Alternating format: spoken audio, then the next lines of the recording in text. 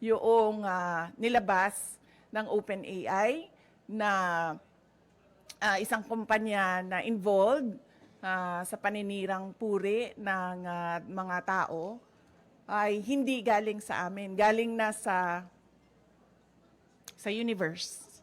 So, para lang ipakita sa mga tao na kung anong ginagawa ng administrasyon. Puro politika, walang trabaho. At ngayon, gusto pang i-blame, no, sa akin ang bagsak na ekonomiya ng Pilipinas. Do you intend to file cases against that company? Hindi na, ma'am. Sobrang napahiya na siya doon nung nilabas yon ng AI. I mean, nasaan na yung credibility mo as a service provider nung sinabi na ganyan yung negosyo mo. So, ano pang point na kasuhan ko siya?